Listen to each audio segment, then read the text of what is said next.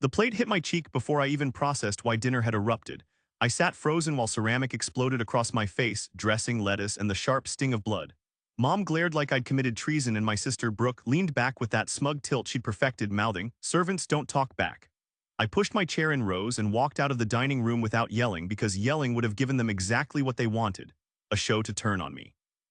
I remember the scrape of the chair leg against tile, the way my heartbeat sounded louder than their voices, and the small, stupid thought that if I just walked away long enough, maybe this would stop being my life. Upstairs, in the dim light of my bedroom, I sat on the edge of the bed and photographed the cuts like I'd been taught to document things for a future I hadn't believed I deserved. My phone camera made everything brutally clear: red tracks on my cheek, a smear of dressing near my ear, a little shard of ceramic wedged in my hair. The pictures felt like oxygen. I breathed for the first time that night when I saw proof staring back at me. I whispered to myself, "This is real. This is real," as if saying it out loud could turn a private bruise into something undeniable to anyone who later asked. I patched myself up with a towel and a small first aid kit I kept hidden under a loose board, and then I sat on the floor and thought through every time I'd been the family's unpaid handyman and emotional workhorse. I forced myself to list it all out: fixed the lawnmower, carried groceries, moved furniture, drove Brooke everywhere, helped with her college forms, juggled shifts and classes while parents praised her for the smallest things. Each memory was a brick in the wall that had kept me trapped. I heard Mom's voice in my head praising Brooke as if she'd invented kindness, and I felt how long I'd let that false praise decide my worth. I found a neighbor's number in my contacts and texted him, keeping my message short and calm. "Can you come by? Something happened." He showed up 10 minutes later, breathing in the doorway like the rest of the house was a different planet. When I told him what happened, he said, "I saw part of it from my porch. You don't deserve that." His simple, steady words were like another proof. It mattered that someone else had seen it. It turned this from something that could be dismissed into something I could fight with. I dug through old boxes and found the letters my late grandfather had written me. He'd always been the one who saw me, who told me I had to look out for myself. The handwriting was shaky but clear. "Don't let anyone turn you into a mule," one note said, and another told me to save quietly and keep copies of important papers. I felt stupid for not listening sooner, but his words felt like a guidebook I could actually use now. I copied my IDs, stuffed some cash into a sock, set up a secret email, and opened a small bank account in my own name at the branch that never asked too many questions. Each small step made the room feel less like a trap and more like a station on a route I was planning. I made a decoy bag with old clothes and a few things that would signal I was leaving for a quick overnight, while the real bag with IDs, a few $1,000s, and a plan went under the floorboard where I used to hide tools. I practiced how I would leave without a scene, how I would walk out while everyone watched TV and thought nothing of it. I rehearsed phrases I'd use at the police if they tried to twist the story, and I typed an email to a mentor I trusted, asking if I could stay for a little while. "Of course," she replied within an hour, "no questions, just a place and a promise." That text felt like a key. When Brooke tried to snoop the next morning, acting innocent and loud, I stayed calm and let her expose herself. She called me paranoid, said I was making things up, and when I refused to hand over the few documents she demanded, she flipped the script and tried to paint me as the aggressor. I didn't react. I kept the real stuff hidden and let her antics be recorded on camera from the living room window. I prepared statements, gathered witness names, and saved copies of every message. I was done being the family's invisible laborer. I was becoming someone who kept receipts. Late that week, I filed assault reports with the police using the photos and the neighbor's statement. Sitting at the station, telling the officer everything, I felt ashamed and strangely relieved at the same time. He said, "We'll take this seriously," and I could see the paperwork beginning to tilt the world toward me for the first time. It wasn't immediate justice, but it was a start. That night, I packed the real bag, left the decoy in the hall, and walked out to the car while the house maintained its breathless normalcy behind me. I remember thinking as I closed the car door, I am not their mule anymore. Growing up in a house run like theater had taught me the choreography, and I learned every step by heart. Aaron's son and older brother, watched Claire, my mom, and Mark, my dad, direct every scene with applause ready for Brooke. If Brooke sneezed, Claire fussed and someone would bring a tissue like it was a spotlight moment. If Brooke handed in a paper or smiled at the dinner table, the praise swelled as if she'd cured something. Meanwhile, I became invisible except when a job needed doing, fixed light switches, lugged boxes, drove everyone around, and held my breath until the next cue. I started working evenings at the hardware store to pay for school and even my first car, but every break home turned into a list. "Aaron, can you take Brooke to her shift?" Claire would say with that practiced soft voice like a director asking for one more scene. "Aaron, the mower's acting up." Aaron, can you move the couch this weekend? I would nod, because nodding kept the household calm, and because somewhere along the line I had decided that dependable was my identity. I told myself I was helping family, but I also told myself smaller lies to survive the contempt that came with being useful and unseen. Sorry for the quick interruption. If you're enjoying this so far, don't forget to hit that like button, subscribe, and leave comment below. It really helps the channel grow. Alright, let's jump back into the story. My car, the one I bought with late-night shifts and skipped lunches, became a shuttle service. Brooke treated it like a private taxi. Drop me at work, she'd order as if I owed her music and directions. Pick me up at 7, she'd say with a flick of her hand. I remember once asking, do you want me to charge you gas money? She laughed and said, seriously, you're family. That line became a trap because family meant I paid with time and trouble, not cash. And my contributions evaporated without a thank you that felt real. There were moments I pushed back but always softened my words before they hit the air. I can't tonight, I have a lab, I'd say when I needed to study. Claire's eyebrow would climb like a curtain. We all have things, Aaron, you can make it work. Mark would add, you're supposed to be dependable. The message was clear, my plans were flexible, my life an optional extra. I started scheduling my life around their needs until I didn't know where my schedule ended and theirs began. At college I tried to build a life, but the tether pulled tight whenever I came home. Friends asked why I never went out on weekends and I lied with smiles. I've got homework, I'd say, then spend the evening hauling furniture or fixing a leak. When I finally confided in a classmate, he asked, why don't you say no? I wanted to tell him I had tried, that I had said it once and watched Claire's face change. No, she had asked that night, small and venomous. Brooke smirked like a judge. Mom scoffed and said, we raised you to be responsible, not selfish. And suddenly I was the one who needed correcting. That lone no had become a theater flop and I learned to stay in my role. I kept a ledger in my head of every favor, every hour, every unpaid ride.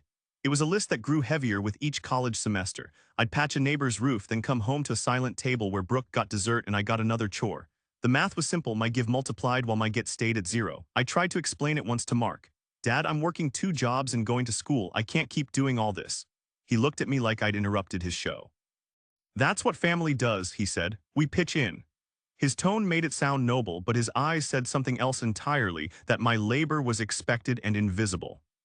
Sometimes Brooke would throw me a crumb of kindness and watch my reaction, probably to gauge how far she could push. Thanks, Aaron, she said once in front of friends and then put her hand on my shoulder like a prize. The guests clapped softly. I felt like an actor getting a token award in the wrong role. Afterward, she'd go back to treating me like the household mule. Don't forget to clean the garage, she'd say. I cleaned the garage. I made lists and contingency plans for any time I thought I might finally leave. Each plan was a small rebellion, secret savings, photocopies of my ID, a bag hidden under the stairs. The rebellion grew slow and quiet, fed by the memory of my grandfather's letters and by the steady ache of wanting a life that didn't belong to someone else. The night after the plate, something in the house changed, and I knew at the moment Mr. Nolan stepped onto our walkway. Mr. Nolan, our elderly neighbor who walked his dog past our lawn every day, had actually watched the fork and plate exchange from across the street, and he wasn't the type to keep quiet. When Claire started screaming that I'd attacked Brooke, he cut her off by saying exactly what he'd seen. I saw the plate fly from the table. He didn't touch her. His voice was small, but it landed like a hammer in the room. I remember feeling something loosen inside me, like a knot that had been pulled and finally gave. Claire's face changed the way a curtain does when someone opens it too fast. Brooke's smug tilt faltered for a second and then turned sharp. You don't know what you saw, Brooke snapped, trying to read the crowd. Mr. Nolan didn't back down. He looked at each of them and said, I watched from my porch, he didn't touch her.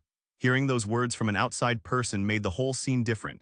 It stopped being our private theater and became something else, something real that could be shown to other people. I sat on my bed later that night with my cheek throbbing and Mr. Nolan's words still in my head.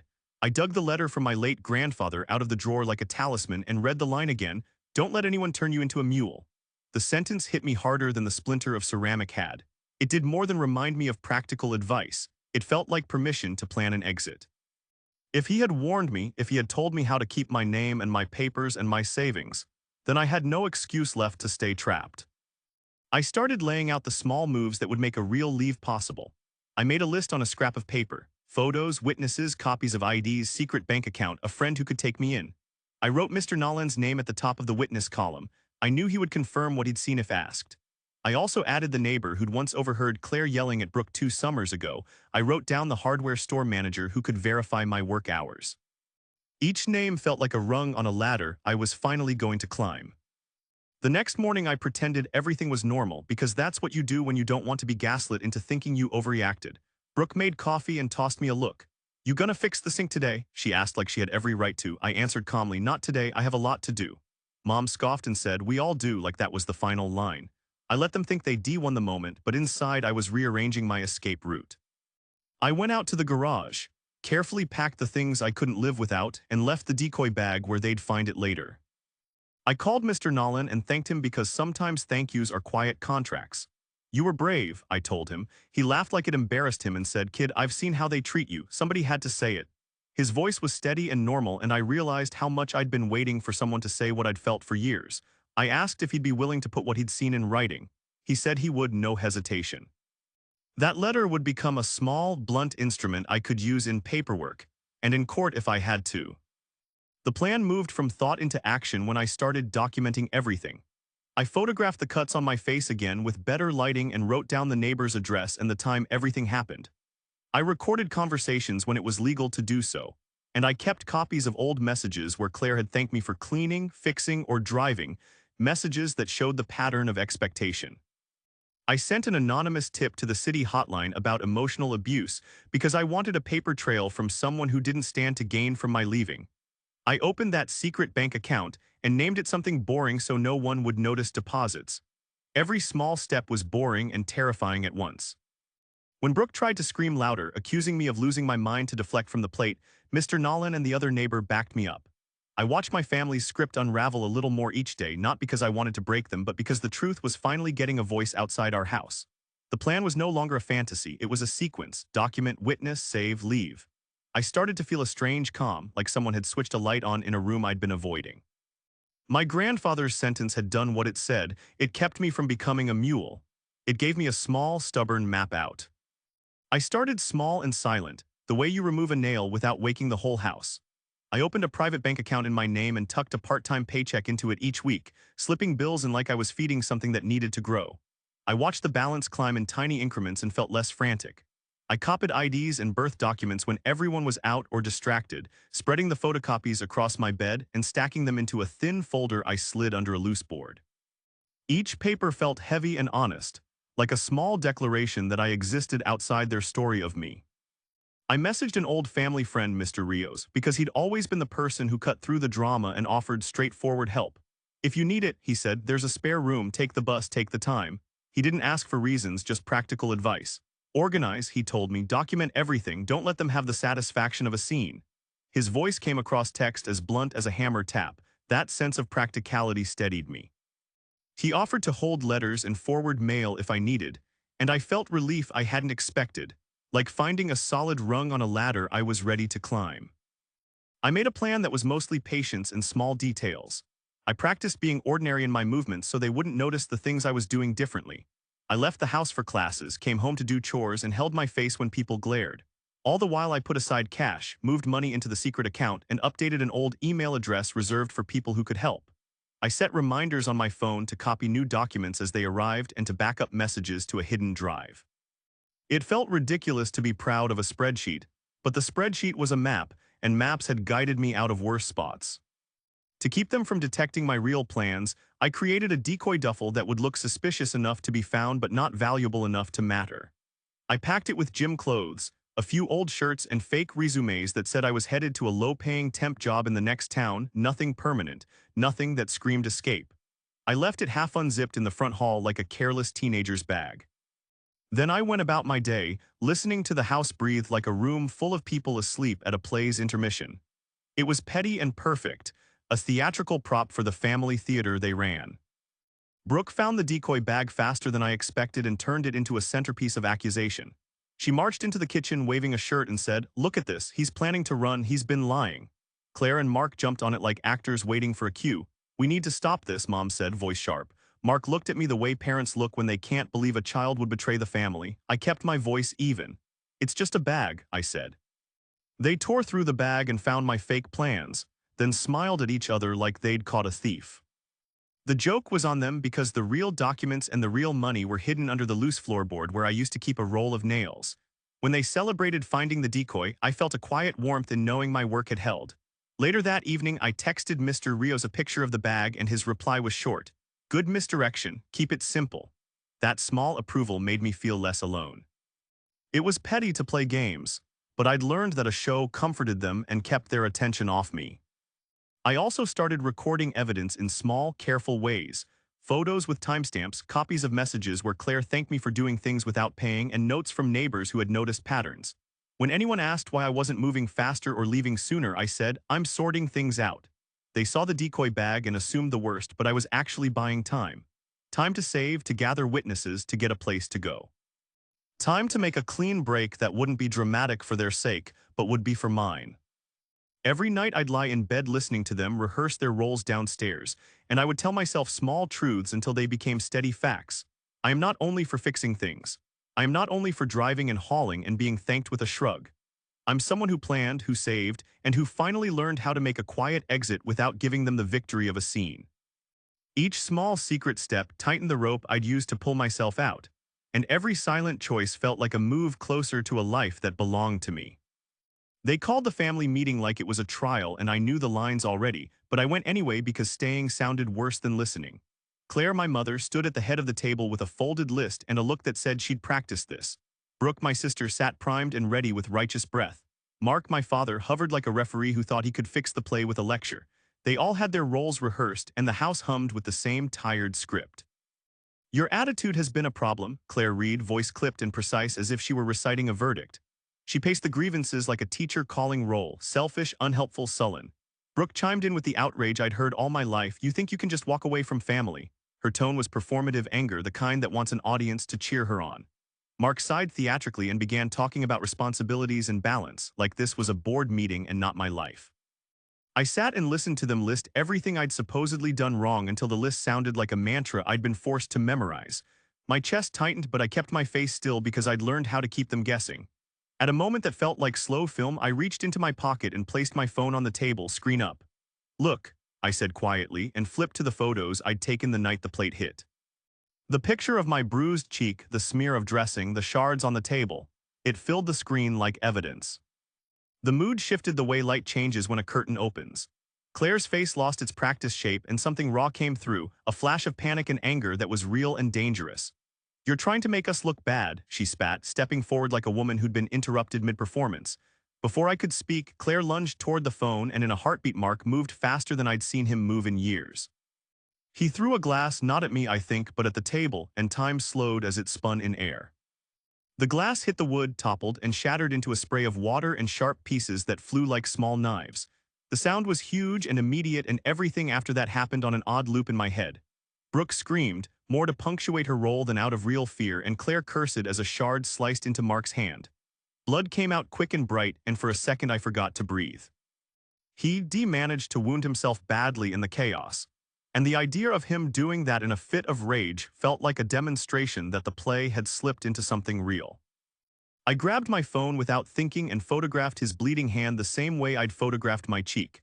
I needed the record to show this wasn't just my claim. It was a pattern of dangerous acting that spilled into harm. Standing there with the phone, I felt a strange detachment, like I was watching a movie of my life where the actors had lost the script. The table looked like a battlefield. Water-soaked napkins, ceramic shards, a chair knocked back. My parents' faces were raw and unfixed, not polished and staged like before. In that chaos, I did something I'd practiced 1,000 times in my head but never actually done. I reached for the duffel I'd packed and slid it over my shoulder without a show.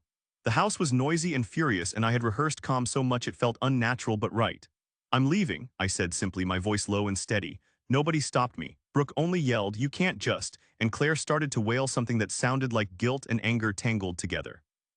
I walked to the door like it was the final step of a long plan, and the air felt different when I opened it. Outside, the night was ordinary, the street quiet, and a dog barked somewhere like a punctuation mark. I closed the door behind me, and for the first time in years I felt the weight of the house lift a little.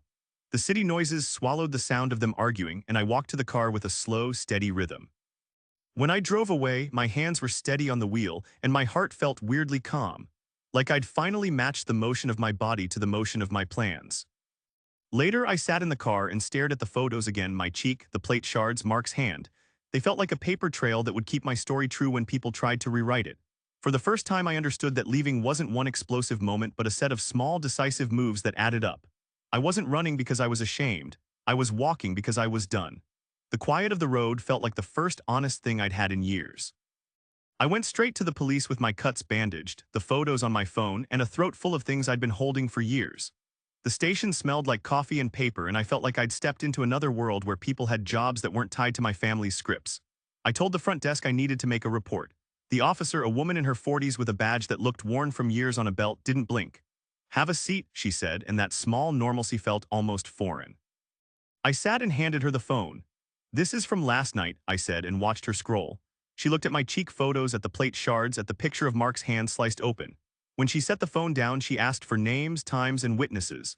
I told her about Mr. Nolan seeing the fork and plate from across the street, about the neighbor who'd mentioned Claire's yelling, and about the messages where my work and chores were assumed.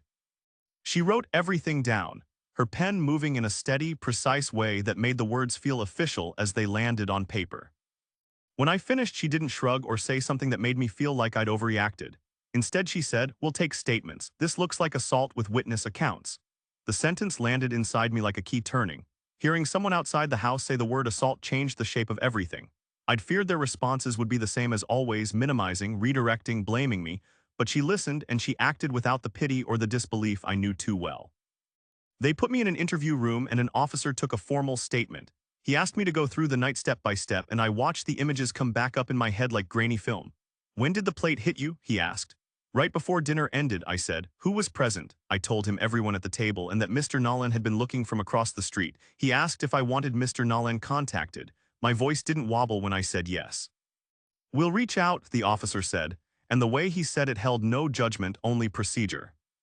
Filing the report felt like opening a gate I hadn't known existed. For years the house had been a small universe that rewrote facts to keep me inside. Here at the station, the facts were facts and the officers were counting them. The officer explained the next steps: a case number, copies of the photos added to the file, witness contact, and possible follow-up interviews. He told me a detective might reach out and that they could refer me to resources for victims. The language was bureaucratic and steady, and in it, I heard a promise that someone else would now carry part of the burden. At one point, the officer looked at me and said, "You did the right thing coming here. Keep those photos safe. If anyone tries to intimidate you, call us." His voice held an edge of genuine concern, not the scripted sympathy my family used like a currency.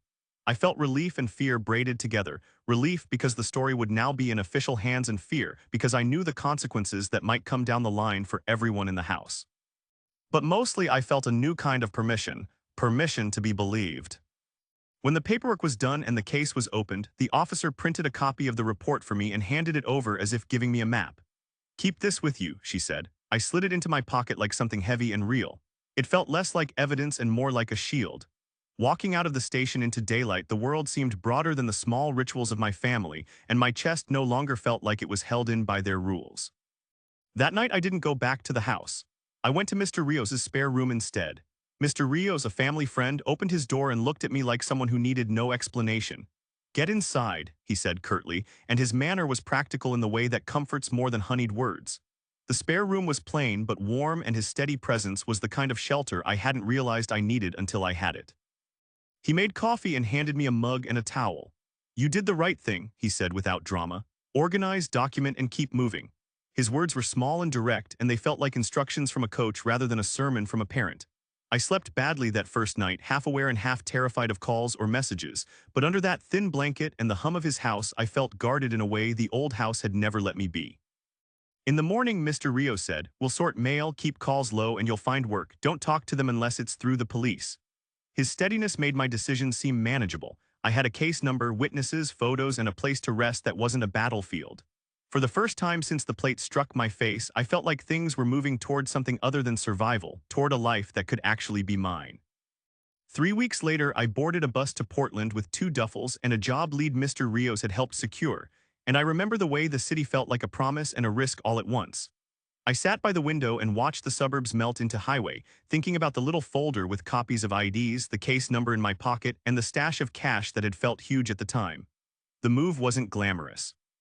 I rode overnight, landed with nothing but what I could carry, and walked into a life that was all work and small, steady choices. The job lead was for a cafe that needed morning hours and someone who could fix things around the place, so my experience at the hardware store counted for more than I expected. I started with early shifts making coffee and moving boxes, then added weekends covering for people with sick calls. The hours were long and the pay was tight, but every paycheck belonged to me and every late night quiet in a tiny studio was proof that the place was mine. I slept on couches for the first month and kept a crate of clothes by the door, but I learned the rhythm of the city and how to stretch a dollar without shrinking myself. Living out of crates and duffels taught me how little I actually needed and how much I wanted. I bought a cheap slow cooker and a set of mismatched plates and felt an odd kind of pride in the small domestic rituals I finally controlled. I fixed my own shower head when it leaked, painted one wall, and hung a single picture that made the room feel like a place I'd chosen. The work was honest and tiring, and it fit around classes I wanted to take again. I saved a little from each check, and the secret account I'd opened started to grow into something real. Back home, consequences rippled in ways I hadn't planned to watch but couldn't help tracking. Claire and Mark, who had turned my leaving into a performance while I was still packing, found the script didn't work on other people. Complaints started at Mark's job after a coworker heard about the way he'd handled an argument and decided they didn't want that behavior on a team. Claire's volunteer position suddenly became awkward as other parents took sides or quietly stopped asking her to lead events. Neighbors who'd once clapped at Brooke's little displays began to avoid family gatherings because the trust that greased small-town social life had cracked. Brooke's tall tales lost traction fast. She tried to replay her version to a few people who had once supported her, but a couple of neighbors who'd witnessed things, Mr. Nolan among them, started telling the truth instead of letting Brooke's story slide. People tend to believe what their friends tell them until a second voice says otherwise, and that second voice made a difference. The illusions of safety and charm evaporated and left behind unpaid bills, awkward calls from managers, and a social life that declined into quiet rooms and closed doors. The house that had once been a stage became, in different ways, a liability. Their problems didn't make me celebratory. I watched the collapse from afar with a detached calm that surprised me. When messages started coming, blurred apologies first, then demands, then the occasional threat, I deleted most of them unread and didn't answer the rest. I'd left not to punish them but to stop being broken by them. That was the distinction that kept my hands steady when friends asked if I'd go back and if reconciliation should be my aim. My answer was simple: I left to live, not to watch them fall. If consequences came, let them learn their lessons on their own. A few months and I found a steady room, stacked my crates, and began taking community college night classes again. I learned to cook more than ramen and to fix small plumbing problems in old apartments. I volunteered at a community center folding flyers and helping set up chairs, partly to keep going and partly because I wanted to be someone who did small things that weren't taken for granted. I kept copies of the police reports safely filed and answered calls from a detective when they came, giving testimony when it was needed. But mostly I focused on building a life out of the small, honest actions of daily routine. Sometimes when I had a night off and the city lights were quiet, I'd think about the house and the sound of that plate and the way my grandfather's handwriting had pointed me toward escape. I felt no joy in their ruin, only a steady gratitude that I'd managed to pull myself out before I'd been ground down into something unrecognizable. The calm wasn't triumphal. It was simply the space to breathe, to take paychecks and bills and classes and rearrange them into a life that finally belonged to me. That more than anything was why I left and why I stayed gone. Messages started coming years later like bad weather, sudden, loud, and hard to predict. Claire, my mother, sent frantic emails about bills and fractured relationships that read like someone trying to patch a net they'd cut themselves with. Brooke posted melancholic updates on social media about learning the grind. And sometimes I saw comments from people who once cheered her on but now sounded distant, like echoes from a show that closed. I opened a few of the emails at first because old habits die slow, then I stopped. They wanted something from me I didn't owe. One email asked me for money. It was short, a list of expenses and a plea for a wire transfer that would bail them out for a month. I read it with the same calm I had when I packed my bag the night the glass shattered. I felt nothing. Not cruelty, not satisfaction, only a steady recognition that I had stepped out of a role that demanded my labor and my shame. That lack of feeling surprised me. I'd expected triumph or anger, but instead there was only the simple fact that I had built a life separate from their needs. My scar had faded into a pale line along my cheek that I didn't bother to hide anymore. Sometimes I'd rub it when I was nervous, the way old wounds become small landmarks on your skin. People asked in neutral ways how it happened, and I decided who to tell and who to leave in the dark. The photo record lived in a file and on a few hard drives, useful when needed but not something I wore like a banner. I'd built proof, not a trophy, and that practical choice kept me from replaying pain. Watching them from distance wasn't about revenge. Their fallout, the unpaid bills, the lost volunteers, the awkward calls at work, unfolded the way consequences do when a private performance is exposed to a public room. People who once gave them social credit stopped calling. Neighbors who'd once laughed at Brooke's jokes began to avoid the family's front porch. Claire and Mark lost some ground in their circles because the pattern of how they treated me had finally been visible to others. It was strange to see the script change without me being on stage. When messages turned from pleading to pleading for forgiveness, I deleted most and skimmed a few. "We're sorry, come home," one began, full of the old theatrical language that had always been meant to move an audience. I didn't go back. I replied once to a long email, short and steady. "I'm not coming back, I'm living my life." That was all I needed to say. They begged in different tones, guilt, anger, blame, but the door had closed the night I put my bag over my shoulder and drove away. Years later, I ran into people who knew the family and saw the way they now talked about us in slow, embarrassed phrases, like people rehearse when they don't have answers. Brooke had a string of jobs and a couple relationships that didn't stick. She learned in public what some lessons are better learned quietly. Claire and Mark didn't collapse into ruin, they kept living, but their social cachet and their unquestioned authority had eroded. I watched all that from a place where my bills were paid, my apartment light worked, and food in the fridge wasn't conditional on gratitude. If there's one clear thing I discovered, it's that leaving isn't about making them hurt. Leaving is about reclaiming yourself before you break into pieces you can't stitch back together. When people ask me what I'd tell someone still trapped, I tell them the same thing my grandfather told me in ink: don't let anyone turn you into a mule. It sounds small on a page, but it's a commandment for staying whole. Document the abuse. Save money in a place they don't look. Make copies of IDs and important papers. Find someone who will take you in and give practical advice without drama. Plan quietly, build small, steady moves that add up, practice leaving without giving them the satisfaction of a scene. File reports if you can, collect witnesses, and keep records.